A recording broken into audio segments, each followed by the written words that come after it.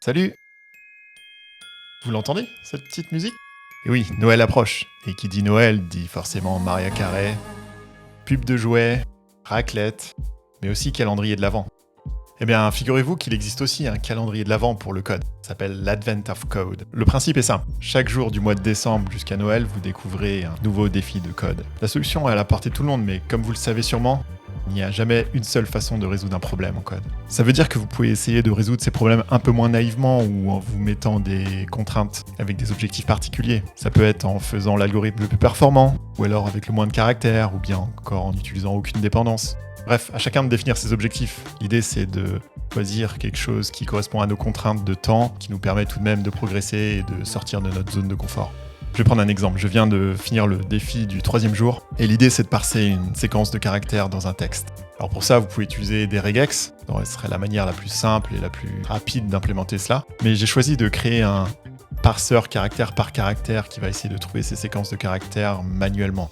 Je me suis probablement compliqué la vie, mais en même temps j'ai fait ce choix parce que j'apprends aussi un nouveau langage, qui est le Rust, lors de ma participation à cet événement. Et en essayant d'implémenter des choses plus complexes, je me suis dit que ça me permettrait de tester des features plus avancées du langage ou des API plus cachées qu'on aurait moins l'occasion d'utiliser. Et vraiment tester le langage pour de vrai et de progresser en utilisant un maximum tout ce qu'il offre. Donc l'Advent of Code, c'est vraiment génial, surtout pour les débutants, c'est évident. Mais pas seulement à mon avis. Parce que si vous êtes un développeur expérimenté, c'est aussi l'occasion d'apprendre de nouveaux langages, comme je le disais. Et tout cela sans pression de contraintes de projet ou autre, mais tout de même avec un objectif concret. Et comme ce sont plein de petits problèmes indépendants, ça permet de progresser à son rythme, en choisissant les exercices qui nous arrangent éventuellement, tout en gardant la motivation de cocher toutes les cases. En plus, les problèmes sont très très variés et il y a de grandes chances que ce soit des algorithmes que vous n'ayez pas l'habitude d'implémenter lors de votre travail de tous les jours. Mais là, vous pouvez vous poser la question, ok, super, mais c'est quoi l'avantage d'apprendre un nouveau langage ? Après tout, si vous utilisez déjà le C++ ou le C# depuis 20 ans pour votre travail, est-ce que ça a un réel intérêt d'apprendre un nouveau langage ? Parce que c'est vrai, si on utilise un langage comme le C++ ou le C# et que ça fonctionne bien et qu'on a du travail et tout se passe très bien, quel est l'intérêt de faire un effort et d'apprendre un nouveau langage ? En fait, je pense que les langages existent pour répondre à des problématiques très précises. Chaque langage a des avantages et des inconvénients dans certaines situations. Si je prends l'exemple de Rust, que je découvre toujours, mais je commence à cerner les usages, c'est un langage qui donne un contrôle très précis sur la mémoire. De ce fait, c'est assez contraignant de coder avec, parce qu'on doit avoir une bonne idée de chaque allocation de mémoire, de quel type de données on doit allouer, et cela, ça se répercute sur la syntaxe du langage elle-même. Cette syntaxe peut paraître complexe, lourde, fastidieuse pour quelqu'un qui a l'habitude d'utiliser un langage plus haut niveau avec un garbage collector. Par exemple, on utilise plein de types et on est sans cesse obligé de les convertir en fonction de la quantité de mémoire qui est allouée, ou alors de manipuler des pointeurs. Il faut avoir une bonne idée de ce qu'est un pointeur, une référence, etc. Donc on revient à des concepts que l'on doit maîtriser quand on utilise des langages encore plus bas niveau, comme le C++ ou le C.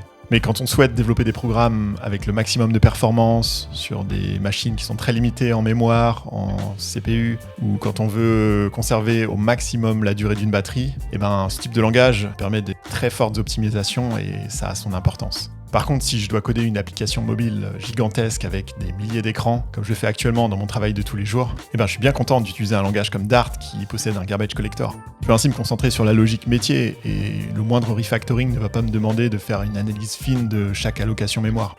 Même s'il est compilé et très performant, je pense que ça reste quand même un compromis par rapport à des langages plus bas niveau comme Rust ou Zig par exemple.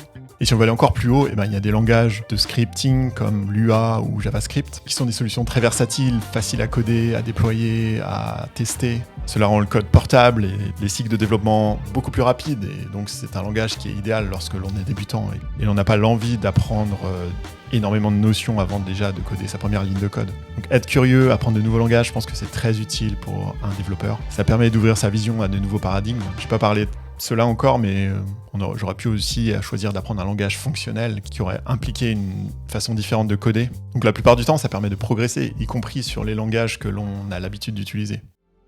Donc voilà, une petite vidéo pour vous pousser à tester ces fameux défis et puis vous inciter à tester des nouveaux langages. Et pour vous lancer, c'est assez simple. Vous allez sur le site, vous regardez le jour qui vous intéresse, vous avez la description du défi, un fichier d'entrée, et vous pouvez simplement coder dans n'importe quel langage en parsant les données d'entrée.